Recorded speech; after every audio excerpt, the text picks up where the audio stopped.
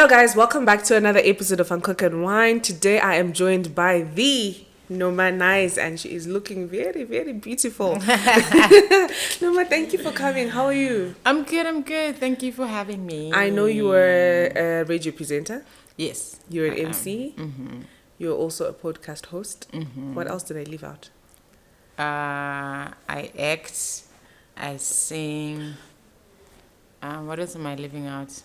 You're a content creator. I'm a content creator. I'm also a marketing genius. Okay, we do know about I should say so myself. That's good, clock it. Clock it. I also know you're a Bulawayo girl. Mm-hmm. Yeah. So I was excited about that. I was like, yeah, me too. Oh, is it? You do know? No. Yeah, I grew up in Bulawayo. I grew up in Ramley Park. Where'd you grow up in? Ish. It's ish. I want to know about I think that. all over. Okay. Yeah. Because I went to Ndumbane High School. Serious? Mm-hmm. I went to Manyo Primary School. Did you stay in Ndumbane? Yes. Which year? Because I've got an aunt that stayed in Ndumbane, and there was a time I was there, like, for a lot. Now when I say 19, I'm lying. Mm-hmm. 2005, 4. Mm-hmm. From 2002. 2002. You went in Ndumbane. Yes. That's when you went to Yes. Ndumbane High. Yes, I went to Noma Nyce. I stayed in Ndumbane, like, I think, when I finished my O-levels, I think 2007. Oh, okay. For about a year. 2007, I was in Form 3. And Okay. Noma High. Ndumbane High. Really? Mm. Maybe we cross paths. You Probably, never know. hey? What are Yeah. those shops? I remember. I'm trying to think. Zio. Zio. I used to. But how was it growing up in Bulawayo and then coming to Harare? Mm-hmm. I'm gonna have to choose my words wisely. Okay. Because, but yeah, Bulawayo was okay, I guess. But also, I think because my childhood was a very weird, funny one, right? Mm-hmm. So I'd say it was okay. It was okay. Yeah, I was just a kid. Did you ever think you would be as popular as you are now, like growing up? Or it was... So, when I was younger, Mm-hmm. right, before my mom died, she used to always say, this one is going to make it. So at that time, I just always knew I'm gonna make it. You're gonna make it. I'm going to be something. Because my mom used to say that a lot. Okay. And then I think when I started watching a lot of TV, because I would watch SABC and all of that. Mazwai always take. Oh yeah, right. So let's take us with the poor. Bars actually. So that's when I think I was like, you know what? I think I like what I'm seeing on TV. But also at the same time, in that moment, it wasn't something I thought I could be able to attain. It was just something I looked at and I was like, I like that. Why did you This think you looks so would good. not be able to attain that? It was where I was in life. Yeah. Is it because of your environment or? I didn't think there was a way. I honestly didn't think there was a way. Because also, with being in Bulawayo, opportunity, you don't necessarily get those opportunities, right? So it was an issue of, okay, how do I even get to be on TV? Right? It's not. But there were people on TV. Like there were. Bulawayo, I'm trying to think who was on TV. Yeah, but back in we our based, days. Beata Mangeti. Exactly. I'm trying to think people from Bulawayo. Yeah. But then you are just a ghost somewhere inside Bulawayo. So for you to even imagine, this is possible, I can do it. It was somewhere far back. And so I was just honestly surviving. Okay. But at that time, what I knew I wanted to pursue was music. That was a gift I had. I knew I can just, I can just do it. But just TV and all of that. It wasn't part of your. It wasn't part of your plan. So it was something I wanted, but I thought it was impossible. Okay, so going back to you mentioned your mother. Did you ever talk about? Because I think, for me, growing up, I never had anyone that sit me down and say, what do you want to do when you grow up? Like, because my parents passed away when I was at a very young age. So it was always do well, go to school and pass. Like, you have no other choice. But did you ever get the chance to kind of sit with your mother or sit with anyone growing up to say, I want to be a musician or I want to be on TV? No. Thinking about it now, no. Nobody ever asked me that. Really? Ooh, you're about to trigger me, girl. No. No, nobody ever did. Nobody ever did. So my mom died when I was 11. Okay. Right? So, but she was just that person who would always say, my child is brilliant. My child is going to make it in life. She's going to be this and that. The parents want their best for. My mom used to think I'm going to be a model. Jokes on you. Then what did you do? You would have been a good one. No. But yeah. So, no, I never actually, because I think with me, because I think I'm the only child. So, yeah. So, my mom and I were like besties. Although, of course, I do have a cousin sister who's technically my baby sister. Like that. But I'm the only child. So, my mom was literally my bestie. When she decided to give up on breathing, I was... nobody else then really cared like that. You see? So, no one really sat me down and asked what I wanted to do. You had to figure it out on your own. Yeah, I had to figure it out. And you know that thing, Guti, when your parent is not there anymore, you are just moving from one parent to the other, from one relative to the other. So you just accept the best that they can do. As long as they are sending you to school, as long as I'm alive, as long as I have food. The rest is drama. So take me from you being done with high school to you being in Harare and pursuing this career. What happens after entering Bana High School? Where do you go from there? How did I get to come to Harare? So, funny story actually. Hey, also because now I'm getting old, guys, I have a memory loss. You're 34, right? Yes. What's the same age? What's the age? But who's older? I'm July. Yeah, I'm older. You are 34, you're turning 34. I'm turning 35 this year. Jeez! Well, yeah, we are older. 5 years to 40. You are a year older. Boring, but yeah. Oh, you turned 34 this year? Yes, I turned 34 this year. So I'm older than you. I'm your sister. Yeah, exactly. Yeah. Okay, so how I came to Harare? I came to Harare by accident, actually. So remember, I sing, right? So there was this choir that was close to my then boyfriend's place. So we used to sing together. So they knew good, these kids can sing and all of that. So they invited me. They had a conference. You know how churches do a conference? We have a conference in Harare. So we would like for you to help us, to help our youth choir. We would say no to coming to Harare. I was like, you were excited. Was it your first time to come to Harare? Not really. Yes, I had been here, but when I was like 4, so I didn't really remember much. So I was like, cool, we can come. Then I came to Harare. As much as I was sick, there was just something about Harare that was nice for me, the lights and everything. And I liked it. So when I went back, I was like, I want to go back to Harare. I really want to go back to Harare. But I didn't know how I was going to come back. And what for exactly. Okay. Right? So I went back. I think I stayed for like, if not a year and some change. Then, because remember I said I was just a person who's taken care of by different people and all of that. So it then happened that where I was staying at that time, my then guardian also just was going through stuff, right? You know where you see, okay, I don't belong here, but the people that belong here are really going through a lot. If anything, I'm adding on top of the burden, right?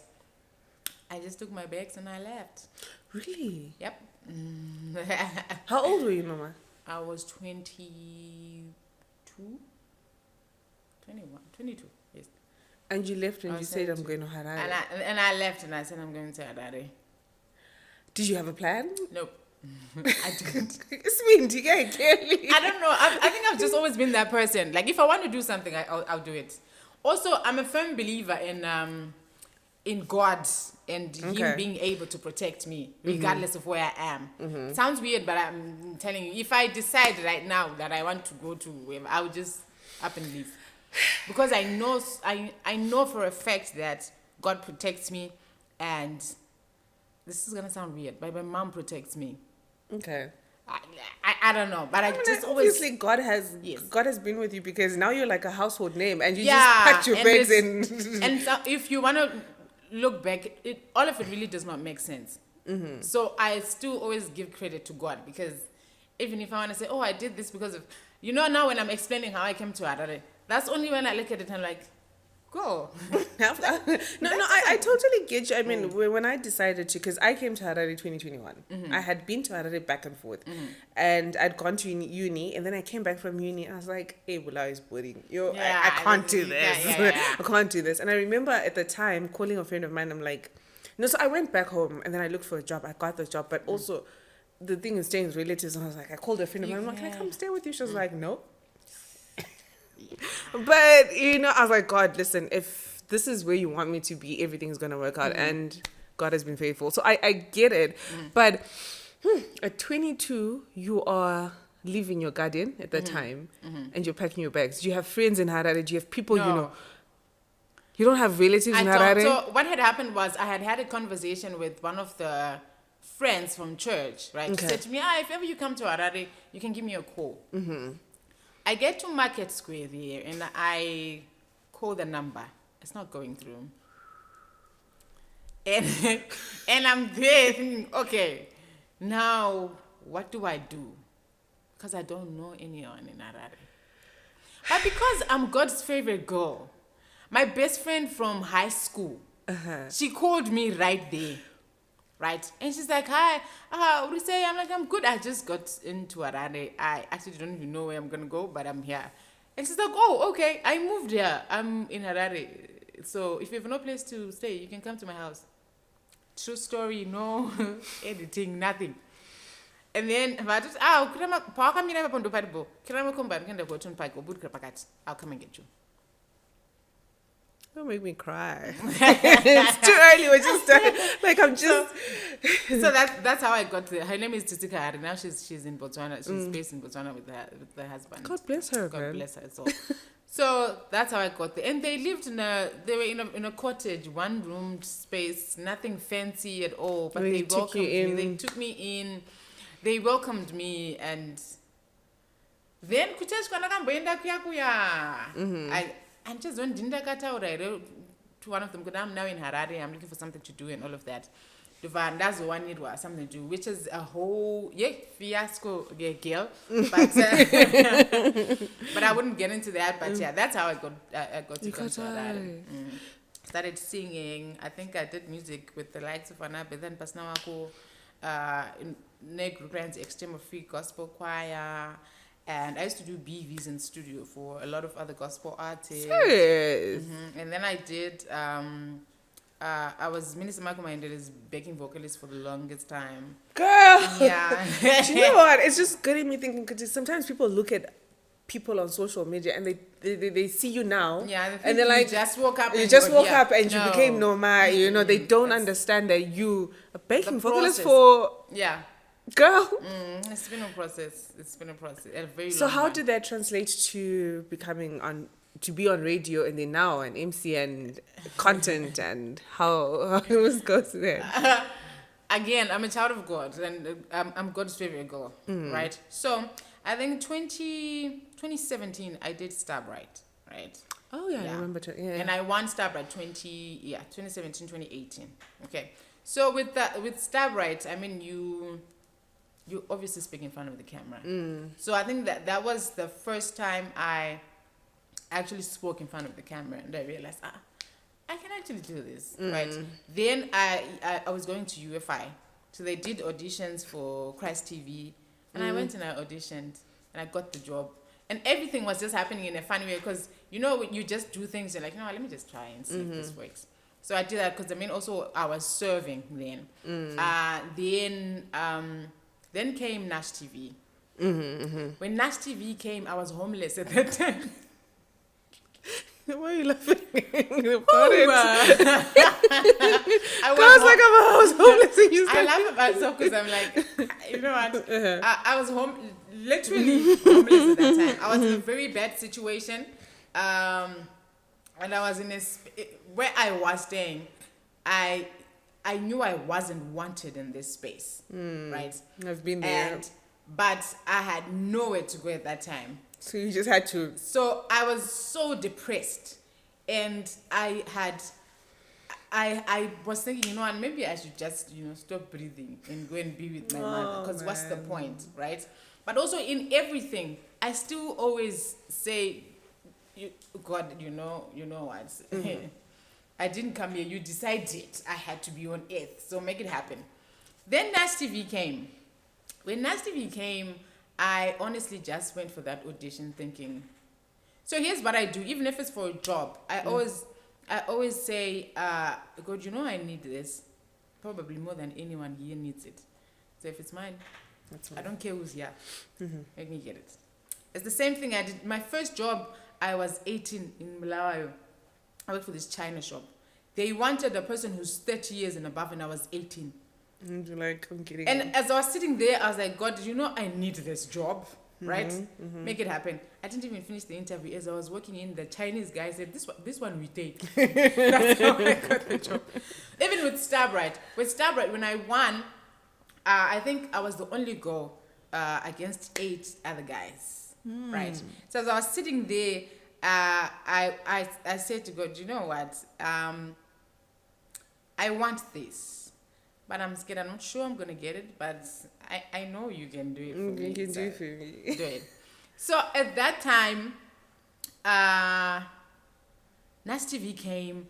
I auditioned. There was like a lot of people, thousands of people, and people. I thought, oh, okay. I think these ones have been on TV for the longest time. Obviously, they're gonna get it, right? But I think because it's a gift, when I see the camera, you just switch on. Yeah. It's like, you know, God just takes over, and, you know. So the first time we did the auditions, and everyone was, Noma, right? At first I thought, okay, maybe it's just one of those. Wait 2 minutes, it's gonna die down and all of that. And after the audition, you are going back again to that place where they don't necessarily want you here. Because one, you're not even going to work, you're not contributing anything. The place you're not contributing anything. But still, you did an audition, and at least now people know you. Because remember, it's COVID time, so people don't really have anything to do except for social media. You get. So eventually, when I was called, when I got the job, I couldn't believe it.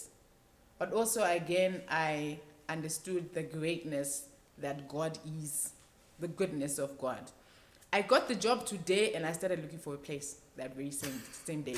Do you know your story? It just reminded me of. I don't want to tear up because, wow, listen, I've even forgotten my notes because your story is just like I'm captivated. I'm in awe. But I love the way you just have faith in God, because I've been there. You know, I know people. If you've not been there, you will not understand. You'll not understand, true. You know, I remember one time I was in uni, I was in Cyprus, and then I didn't have a place to stay, and I had to stay with a friend. And you know that this person, they don't want you there. They're just tolerating you, but like they don't want you there. I remember the times her boyfriend would bring her food, he'll just buy for him, like, what should I buy for your friend? Stuff like that. But again, I'm like, God, what? And I was looking for a job. And I remember she then got me a job with a friend. And I went to this job because I was coming from another job that was very comfortable, that was very nice. And I went to this job, it was hard. I was like, God, that's not my job. And I was like, God, that is not my job, because the job I'm coming from was very okay. I was comfortable. I could study. I could work. Like, it was comfortable. This one is too hard. This is not my job. I went back to her house. I was like, I don't want that job. She was like, no, but she just said, she was just like, yeah. And it was like, somebody, you're staying in a house, you're depending on, like, you're depending on her, and then but I was like, God, this is not my job. Yeah, like, this is not my job. And then I remember 2 days after, one of my lecturers was like, what are you doing? I'm I'm like, nothing. They were like, there's a job, going for an interview, right? It's an office job. It's a lot of, I'm like, but, because normally I'd get the restaurant jobs because, it's after hours, it's after, I'm like, but I go to school. I didn't go for the interview. She calls me around 12. She's like, how's the interview? I'm like, I didn't go. She's like, are you crazy? Are you mad? I'm going to tell them that you were in my lecture. You're coming at 2 p.m. I went for that job and... man, I remember I did the interview. The guy was like, you get the job in like 2 months. I was even grateful. I was grateful to wait for 2 months. It's fine, I'll wait. And then when I was on the bus on my way home, the guy calls us like, do you have black and white? Come tomorrow morning. Wow. Do you know, have you ever been so excited in the bus and you want to cry, you want to pray? And I got to my friend, I was like, I got a job, I'm moving out. And you So I cannot understand. wait. I couldn't wait to cannot. get out of the house. Like I was just so excited. So I admire that because I get it. You understand. You totally get it. I do get it. And and sometimes when you try to tell people God, it's been God, people it's like, oh, what did you they don't understand it. You know, you sound like you're Miss Goody Two Shoes when you say God, because I Oh, understand. yes. I know the things that God has done for me because I have no other explanations. There's no one else that I can give the credit to because it has never been about me or my understanding or anything like that. There's just another powerful force that has been. Okay, let me go back to my notes because me Noma is taking me another direction. But okay, so to talk about the industry, okay, now you're a media personality, you're a presenter. How difficult was it for you to just kind of have your name, have your stamp there to say, now I'm in there? Because obviously I don't want to say compete, but there are other people in there. Yeah. And you're coming from Bulawayo You're coming as from well. Bulawayo. You're trying to penetrate an industry that already has its own people, right? So I'd say for me, I think what made it easy for me, Nash TV made it easy for me. Okay. Because when Nash TV happened, it was COVID. Everybody had nothing to do. So everyone was just focused on social media and my live Aitiga, right? So that was the part when the introduction was done. Of course, in the gospel music circles, there were people that actually knew, our sister Vanita, my backing vocals and all of that. But then into the TV presenting space, Nash TV kind of launched me, right? And I don't think... Well, because I come from a different place, right? With of course different people, and how we relate to each other is quite different. When you get into a space, obviously you think the way I'm it's the same. It's the same. But then you get the shock of your life. It's different. Really different. Yes, and also. Friendships and all of that, it's a lot. It's a lot. But I mean, you learn, and then also I don't think, I wouldn't say I've made it, because I know there's still people that don't know me. There's like a whole bunch of people. I'm telling you, there's a whole bunch of people who don't know me, who don't even know what I do, right? So again, it's a process, but I'm grateful for where I am right now. Because if I look back, your story, my map is just not straight. It's and you know, so I'm really grateful for the progress I've made, and for the people who have accepted me, who have worked with me in the industry, and of course those that see me and still acknowledge, because there's a Noma Nyce somewhere you get. It has not been easy, but I mean, God has made it possible. I'm gonna bore people. Not bore people with this whole I God get thing. you. I totally get you, because do you know what? And I'm actually proud of you, because you actually proudly say it. I usually hold back, because again, people are like, but I've had those situations. Like I have a lot of those situations where I'm like, this is God. This like is God. It cannot be me. Yeah. It cannot be like any other person. Like this is God. So I'm actually happy that you proudly talk about it, because I fear the judgment from people. People will be like, People are very confused, eh? Are you dating? No. I just shifted the conversation. Okay, so I saw your TikTok video. You're talking about your mother, how you've outlived your mother. And I was like, I've done the same. Because my mom passed away, she was in her 30s. And she had all these children. Oh, is it? You know, but my fear was not about, because you talked about how you feared that I was gonna die the same age. that you're gonna die the same age and stuff like that. And for me, I started thinking about my own fears when it comes to my parents. My fear is not about dying earlier before they did or dying at the same age. My fear is not being able to accomplish what they've accomplished. Because I'm like, my parents had so much that I have. Like, they were taking care of all these kids. I don't even think I can take care of a kid now. They had houses. And it's not like they had like super, whatever jobs. They were civil servants, but they'd accomplished all these things. That age, yeah. So my fear when it comes to my parents is I probably would never be able to get to the level of success that they did at my age. But I just want to hear about your own fear, to say I was honestly just afraid to say, because again, when my mom died, I was my mother's handbag. Like that where she is was where I was at all times, right?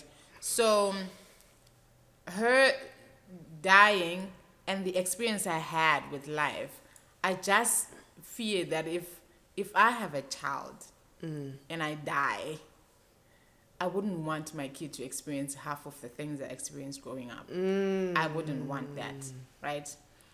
However, in all of those fears, I've always said, I don't know, people are going to judge me and all of that, but my life makes sense to me. It shouldn't make sense to me. So every other thing that I do, maybe it's also some sort of pressure that I give myself. I do it for me and for my mother, right? My mother came from a place where going to school for Ngalamskana wasn't that important, right? I think she went as far as grade 7 or Form 2, if I'm not mistaken, and she didn't further her studies. But with me, she wanted me to go to school. And that was the end of the song. But she wanted me to go to school. She wanted me to succeed. But at the same time, when she died, she had never been inside of a car. She never owned a car. She'd never been in a plane, in any of that. She had never been on TV. I swear you should even imagine it. So every other thing I do, I tick a box and I'm like, we did it, mommy. We did it, mommy. We did it, mommy. So as much as I had fears, I thank God that God has now showed me to know we have different destinies. As much as I was obsessed with my mother, we are different people and we're running different races, right? I wouldn't have said this last year because I was sure I'm gonna die.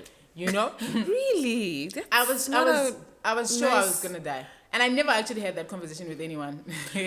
I didn't have that. I always said, I'm probably... I would say my mom died at 33 and I'm 33 this year. I never actually went into details with the fears I had. I only then got to talk about it on my TikTok because you're now a content creator now. I didn't die, so yeah. Noma. I have interesting stories, yeah. I think I should just write it. I will actually write it. You should. You should. But then just talking about like how you were saying that the reason you do some of these things is to say my parents, and I think it's a bit opposite for me. For me, I don't want to have kids and not leave them anything. Talking about people are like, have kids at your age. I'm like, listen, my parents were not super rich, but they left us houses, and those houses managed. My father was a war vet. We managed to go to school. He went to war for us to go to school. What do I have? He managed to buy a house for us to get people to pay rent and to feed us, right? So even in their 30s, my dad was a bit older, in his 40s, they left something. My fear is if I have a child today and I die tomorrow, I'm cooking wine. Like, what am I gonna leave my kids? But at least your parents left something. That's what I'm saying. That's my fear. I have to create the something first, and then be the one to leave the something. But that was my parents' thing for us. Now, if I'm to have a child, I also have to create something because I'm not going to be less than what my parents are. I have to be better. I think that's my thing. But at least you're not starting from scratch, right? At least you have an idea of how to go about it, right?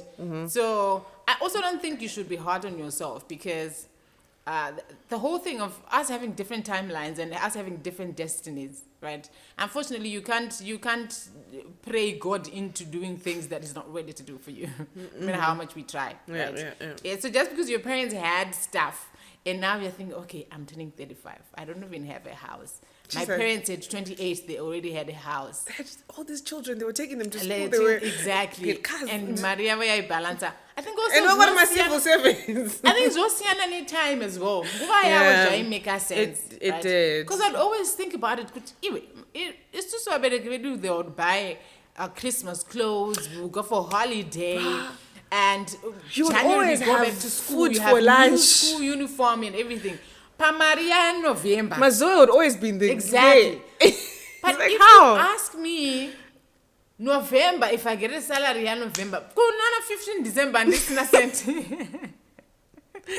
Christmas, you can't even afford I can't even afford to buy Christmas. Like Christmas doesn't even count anymore. It's just another day. It does not. But okay, you're 34, girl. How are you dealing with the pressure? Because I've seen you talk about it as well, about marriage, not having kids. I deal with it every day, but I'm okay. How are you dealing with it? You know what? I don't know. Maybe someone said on my comment section, normal is just normal. And honestly, a part of me is like, maybe you're right. Yeah. You could be right. Mm-hmm. Because I promise you, there's never a time I sit and I'm like, oh my God, I'm missing out. I wish I had a husband. And really? I swear to you, people that have been around me know I say this all the time. Mm-hmm. I'm not bothered. I'm not moved. I'm also a firm believer of God's time. Okay. Also the fact that I say good and deny pressure is because genuinely I have not also met a person who I'll say I think this one is worth me getting married to them, right? And also because of the kind of the way I grew up, my childhood traumas and a lot of fears that we have in life, right? So much that even if when you meet a person, I'd rather be single than force myself to be. What's been your worst dating experience, especially now in your 30s? Okay. Hey.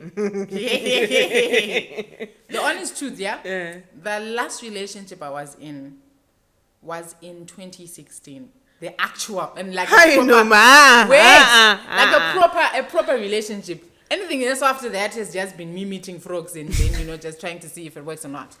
But that 2016, yeah, I mean, like not in a bad way. Also, like I've just not been meeting like I've never that person. Yes, not that person. Where we say we are actually in a relationship. We are not. So in that 2016 relationship, I was engaged to be married to that guy. I swear down. So how old were you in 2016? I was 25. Okay. Yeah, 25 I think. Now I don't know my introductions. So the guy was from church, right? And of course I thought we had on my sofa. No, it wasn't. We didn't go into that. So we didn't. So I thought we shared the same values, right? And for the longest time, I was a proper church girl through and through, yeah? Know what before what, yeah. If you get it, you get it. If you don't, forget about it. Oh, you were waiting? Yeah, I was. So... Wait, okay. No, finish. So I'll ask you another question. I thought this guy was like, had shared the same vision and the same dreams because like we were prayer people and all of that. But no, he was doing things with every female around me. Because you were holding it. Yes, because I'm like, no, no sex before marriage. And but he was frolicking with everybody around me, right? And I didn't know it, but so the day that we came from Zaka for introductions, we had met a girl, right? This girl akamu jambira akamude akasemakumbo ake up, right? I was dumb. I was so dumb that time, those years, guys. You're not dumb, you're just and he's like, no, don't worry about her. It doesn't matter. She's my cousin and all of that, and I let it slide.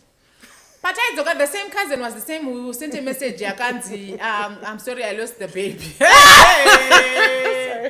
Fear this gender, my friend.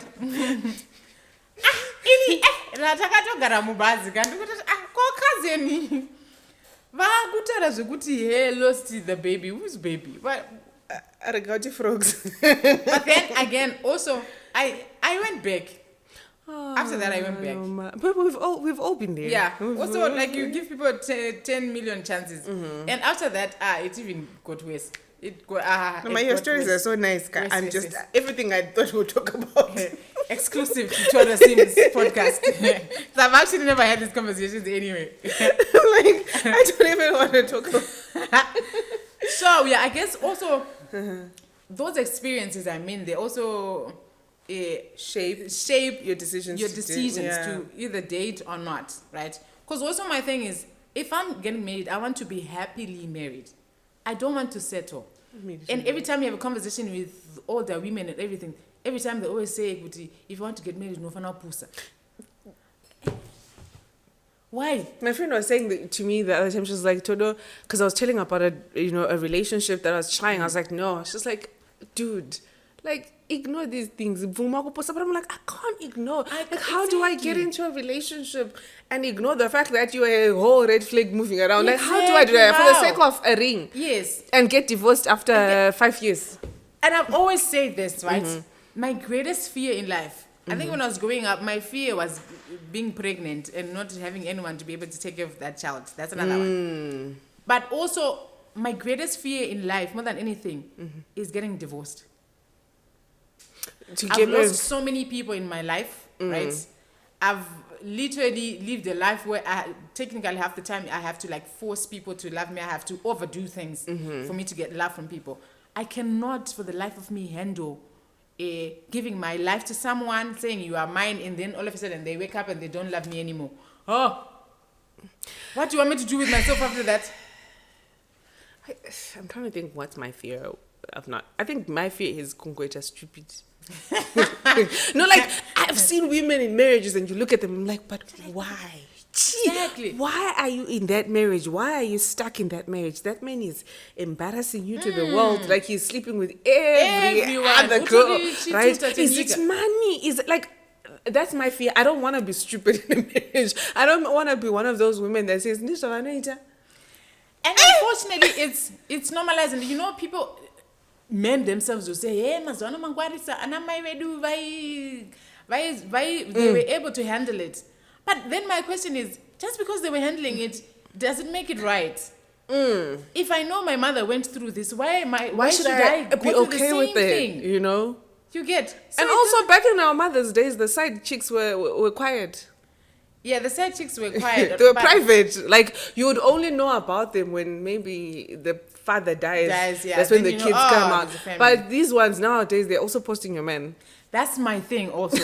That's my thing. I don't want to deal with that. Yeah, Kudada, if they were cheating, they were respectful about it. That's what I'm saying. Yes, both people. You would never find out. And you still feel good. Combine all of that. It was okay. It was okay. But now the man will let you know he has a side chick. And will tell you, wafunge is guys, it's not fair, honestly. And the side chick is also saying,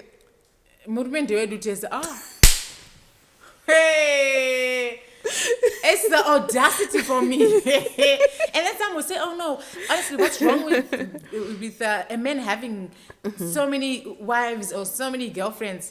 No, people are accepting it. What do you think about it? Would you be accepted? Because I've been told a lot. I've been told, basically, you're now in your 30s. The only thing is left for you is to be a second wife. Guys, what do you think about that? It's surprising also that when you get to this age, you then see, but no, it's not only women that get to this age very single. The men also will get to this age single. But for men, they don't really. It's like they have a biological clock. The biological, they don't, guys. Biological clock in the the only person who knows when you're gonna stop giving birth and all of that. Yeah. Because honestly, that conversation does not make sense to me. Because I think there's a one way of doing things. There's a 21-year-old and they cannot have a child. Yeah. There's a 45-year-old right? Yeah, Because honestly, yes, we can have these conversations, but at the end of the day, muridzi life in Mwari. Anatori neplan yekuti uchaita sei uri kudini ndimwari. It's not us. Amen, Noma. Thank you. Zvine mudumbu medu anoziva ndimwari. It's not even us. Thank you The for one who saying gives that. is God. Thank you for saying that because, hey, yo.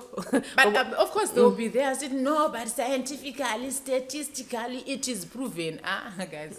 Sarah had this. It happened to Sarah. Yeah, I mean, if you are Christian, you know this. Not even to Sarah. We have people around us. One at 42. Oh, yeah. One at 45. It's not even strange, but I mean, one got no favor evil. Men say that because they want to have any excuse of why they go for younger girls. Young girls and looking for. But then I'm not moved, guys. I'm not. What are you looking for though? Like, if a man wants you, because you said you're single. If there's a man out there that says they want Noma, what? I want a kind man. I want a kind man. Be kind. That's everything else. Yes, comes, but at first, be kind. Because a kind person who always treats you right. Before they act out, because they are kind, they were like, I don't think I'm supposed to do this. You're not supposed to. Yeah, but also because I'm 34. There are things that I've also been able to achieve by myself. I can't say I'm gonna date a man who is still trying to figure his life out. You want a man who's stable? Yes. Stable in the sense that the smallest things I can do for myself, you should be able to do for me. What are the... Because looking at you right now, you look like money. Pictures can be deceiving, my friends. You look like money. And then I have my guy here. Right? You know, maybe your hair is nice, your shoes are nice. These are the things you can do for yourself. Yes, these are things I can do for myself. Right? I don't want to say how much this costs, but it looks nice. Yeah. And then he comes and says, you know, my salary is $300. I can give you $50 a month. He's a good guy. He's a kind guy. You said you want a kind man. Yes. So you know what? The tricky part about it, I've never been a person who's very much into material things like that. Because half the time I can do my own hair. Okay. I can do my own stuff, right?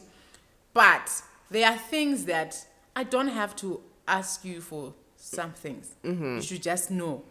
Which she needs to get her hair done. No, but he knows. But what he can give you per 300 salary per month is $50 per month. He knows. He's saying, baby, balance that $50. And you can't see much. So, you know, it's gonna take Gucci. I can accept. There's two. I can accept if you're getting $300 and you're giving me $50, right? I can accept if when we have conversation, you have other things that you are investing in or other things that you are trying to get. Because honestly, even if you were to get married, there's no way we can survive on $300. No, he's got potential, babes. But he's talking about big deals coming. No, we can't be talking about big deals coming. What are we doing for those big deals to be No, reality? they're in the process. We're working towards them. Yeah, you're working. So you're single. No, working towards them is okay. Towards them, because there is no way in this life we can say, especially in Zimbabwe, we can say good. You can just be having a 9 to 5 and we will survive. It's not possible. So my thing is, if I can do it as a woman, to say I have a million things that I do, and the goal is for me to be able to fund myself, to pay my rent and all of that at the end of the month. But you as a man, you're saying, no, I will manage. Automatically there's a discourse. Because I've heard the statement, your standards are too high. Do you think your standard? Because as a 34-year-old girl, like, do you think you're not married because of the standards or because men are frogs or trash? Like, because some people might argue to say men are there. You just, like, no matter, listen, things are hard in Zim. Why not just sit That's the problem. Honestly, even when a man comes to me and says, I don't know you, and the first thing you say to me, I want to marry you, it's a death threat to me. Why? Because one, we don't know if we're even compatible. You want to cage me. You want to just No, take but me no, but and- the reason of the whole purpose of dating is marriage. If you were to be honest, besides whatever people have made it today, the reason people date, the reason there's a girlfriend and a boyfriend, as the end goal is always marriage. So if somebody comes and they state their intention and say, "No, I want to marry you," yes. So, you know how these men say it? They use that as an excuse to say, date me because now I'm serious about a marriage. For me, I it's not the first thing I want to hear. Or maybe also it depends on how you say it. Okay. Right? But ukatongo to chindonotongoti I want to dakukuroora. Guys, you don't even know where I come from. You don't even know what I do. What if I'm a serial killer? What if you So don't would know you where I'm rather sleeping? would you rather someone says, "I just want to take you out for a drink"? Let's have conversation. Let it flow. And let it flow. Let it not be the first thing you say because you are scaring me off. Machines were guys. Because ndikakuona anti tichasangana tigogara pasi tigotaura anti then I realize kuti ava baba vanogona kungondirova vandakakura apa atonditi you want to marry me kudhara so now I'm thinking yeah. Are you scared of getting married? Besides you being... I swear to you, I am scared of getting married. Why are you scared? I'm scared of marrying the wrong person and then I'm unhappy in that marriage. Because I don't want to divorce, guys. Okay. I would you rather go back stay to divorce single than divorce. than get married to divorce. But do you also think that your fear is what has led you to be single? Because you think, because I feel like I'm the same. Because I'm like, like I said, I don't want to be stupid in a marriage. I don't want to be that woman that everyone laughs at. So do you think that the fear that you have of getting divorced is the one that is actually stopping you from... It is. Because also I'm very stupid when I fall in love. Hear this from me. I don't even need anyone to tell me. I'm very stupid when I fall in love. My common sense just I'm stupid leaves for the like room. 2 days, and then Leaves the room. I wake up. That's when I felt kupusa. Like just 2 days. You can get me for 2 days max. I'm only streetwise if I don't necessarily like you like that. But if I see you and I feel you, common sense leaves the room. So I just want to talk. I just want to take you back to something that you said. You mentioned friendship in the industry. Okay, first of all, I was like, when you called yesterday, you were like, guys, just like, I'm not coming. Psych. Sorry, I'll be busy. I was like, this girl's got so much humor. She has to be my friend. But just being in the whole media personality, just being a media personality in the whole, how important is friendship? Do you think?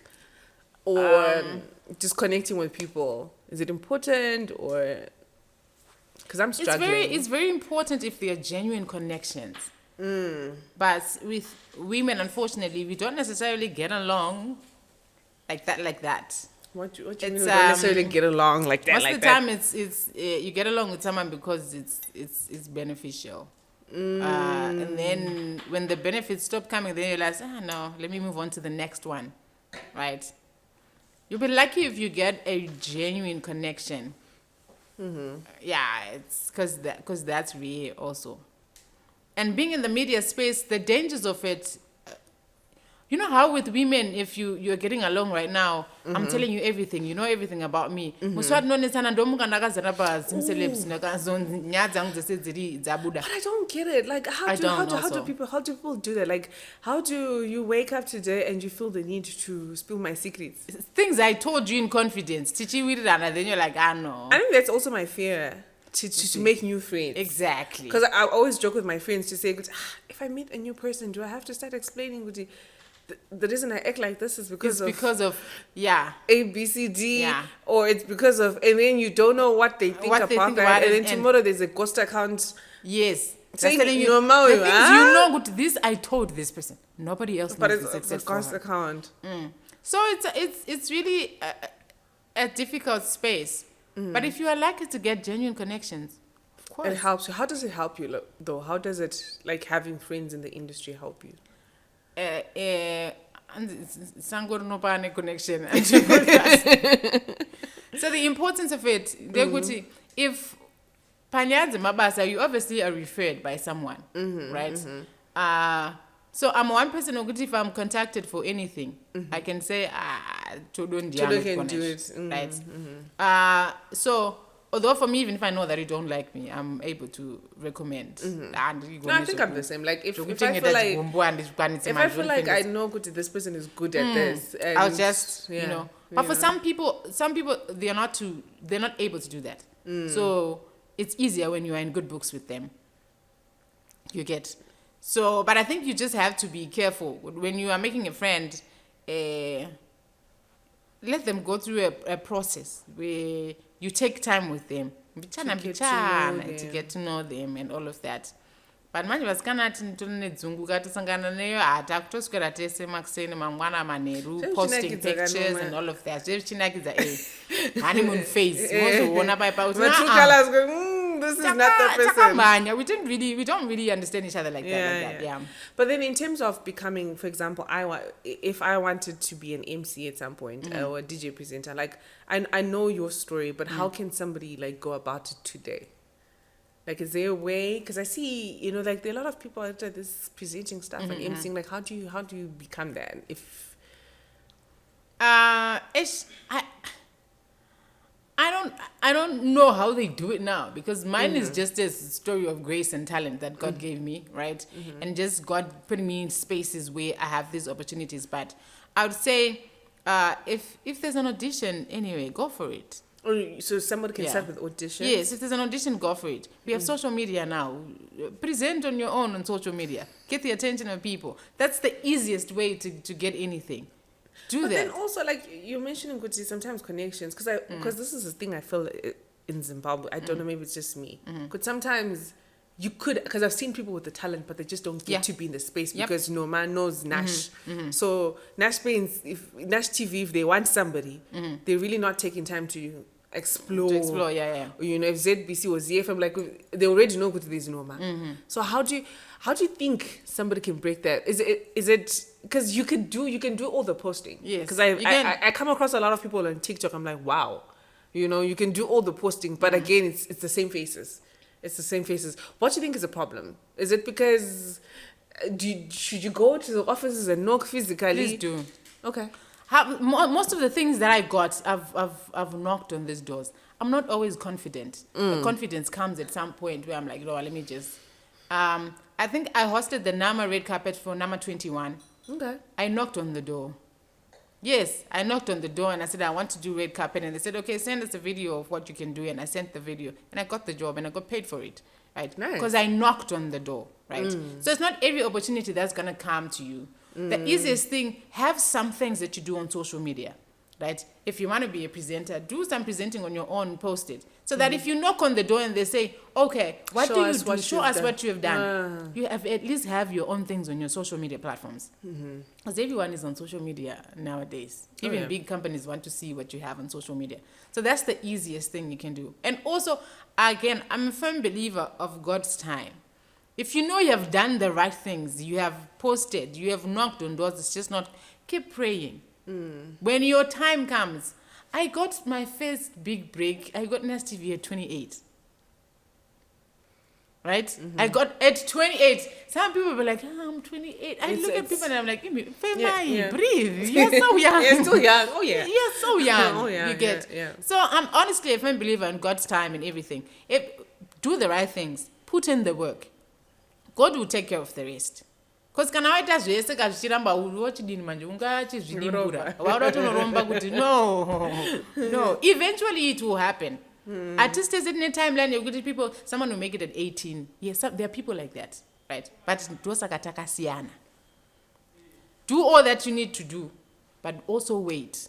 Because there are easy ways out, right? There's an easy way out all the time. Especially if you are female in the industry. So you're saying are you saying that there are some people that have an easy way out? I wouldn't want to say that. I want to say that, but I mean it happens in any industry, in any industry, in any country. It happens. But also understand our media space is very small. Oh yeah, Zimbabwe's media space is very small, yeah. So there's only so many people that can be making it at a certain time. So it's an issue of we literally have to give each other space, give people time to shine. To shine, yes, to say this. When their season is over, then you also You get? Because our industry is honestly very small. We cannot compare it to South Africa. We cannot compare it to Nigeria. Right? No, but I want to say I agree with you, but I also think it's small because I'm a bit... Yes, I think it's small because we have... I don't want to crucify myself. I think... Oh, Lord, help me. I want to put it the right way. So that's the thing. You can't really say anything in Zim because But what I want to say is, I feel like it seems like it's small. I feel like there's opportunity for it to be big because they are just the same faces. Yeah. Not to say there's anything bad with those faces that are coming out. Yeah. But I feel like it's like, why? Because sometimes it doesn't make sense. Crucify. Okay, I'm just gonna put it out there. Sometimes the things that you have somebody presenting at a place, you're like, this is not a good fit, or advertising something, and you're thinking, but connection here and then why is it that person they don't even like? There could be someone else I'm not gonna kuzita. But also I feel like even no, not good. I don't gonna kuzita. I'm not gonna. That is the right fit. So I think my companies I think they what do you call it? They play it safe. It's honestly just about them playing it safe. Is it playing safe or is I think so. Somebody's paying somebody knows somebody is sleeping with somebody or somebody likes somebody. Unfortunately, that's so I don't think it's small. I think that's the problem. I feel like because we think it's small because we see the same faces. Yes, we see the same faces. So we know if it's Nama, it's going to be 1 or 2 or 3 of these options. Yeah. There's no problem with that if other people are not coming up or if other people are not, but at the same time, it's like, it could be bigger. But also the problem is the audience. Oh, yes. The problem is the audience. So when you give them new faces, they go, no. Do you know why the audience is so used to that? Because we have conditioned them to say, if it's an advert about this, then it has to be this person. I think I was saying something about, I think it's South African, those whole funeral policy where they use the same people. Yeah. So now if they bring in a new person, it's going to be like, what I used to Desmond. Yes, talking about funeral. So it's also like, yes, the audience will adjust. The audience adjusts, new musicians come along, we like them. But no, I feel like this is what I've analyzed about us Zimbabweans. We only like one person at a time. We don't like at most 2. Look at even music, right? Pane season unotaziva kuti song yakapakambopisa song yedhora tovharwa. I remember that song. Nguva iyoyo that was the only guy we were listening to, right? Yeah. Pochinja poya anonzani Reima. Paneka song kake kakambopisa. So it's one person at a time. Kana japreza abuditsa ruzhowa tinoenda nayo. Vamwe tiri kutombova ignore. Vanotizongoona semasub, but we cannot listen to the same people at the same time. Like for instance, tikati Nigerian, maybe it's because I don't live in their country.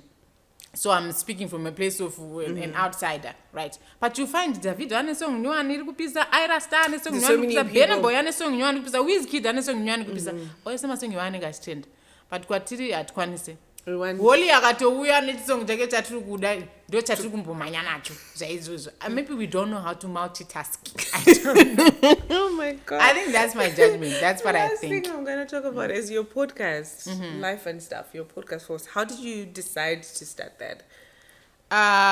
So with Life and Stuff, my idea was I wanted people to know the person behind the fame, right? How they were raised, how they think, what they do on a normal day, right? That's genuinely what the idea was for my podcast. But Zimbabweans like drama.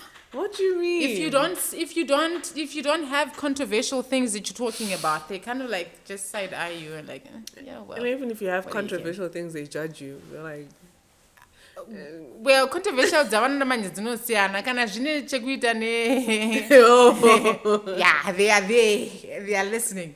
You get, but I started it. I think I did 3 or 4 episodes on my own, right?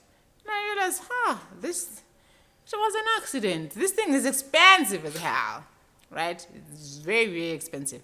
Then I went to Ola and said, my guy, I went with Ola ku Kosa in school, so he was my schoolmate. And I said, my guy, I need to bring my podcast on your channel because the finances are quite hectic for me. Right? Thank you for saying that because people, when they see this, I get people in my DMs giving me advice. I'm like, guys, it's expensive. You do it and it's see. Expensive. It's yeah. Because there's a lot that you put into it, Yeah. And I hear people saying, "Oh, but makeup and all of that." Everything you have to pay for everything. It's expensive, but it's worth it at the end, though. It is worth it. It is worth it. So I went to Ola and I said, you know what, I need to help me out. And they're like, no, it's fine. You can come on board. Then we can just go back again to your YouTube channel. So I'm very much grateful to Ola. Although I've not been shooting for the past 2 months, I just didn't have the energy. Yeah, sometimes it'll be like that. Just not, yeah. Sometimes it'll be but like yeah, that. I'll be back again. I think this kind of revived my energy. This was fun. Oh my gosh, this was so much fun. Thank you so much, Noma. Thank you so much for taking your time to come and spend the day with us and just talk. If people want to follow you, because people will be asking me, Noma, they always get there. Where can they find you? On all social media platforms. It's Noma Nyce. NOMANYCE.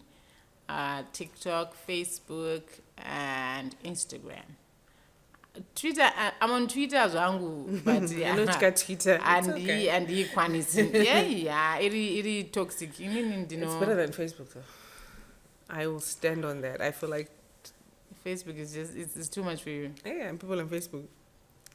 But anyway, thank you so much, Noma. Thank you for coming. Guys, thank you for watching. Don't forget to subscribe, yo. I don't know how many times you want me to beg, but please subscribe. A lot of you are watching and not subscribing. Don't forget to subscribe, like, and share. And also follow us on our social media platforms. We are on Facebook, TikTok, Twitter, Instagram. It is Uncook and Wine. Thank you. Bye.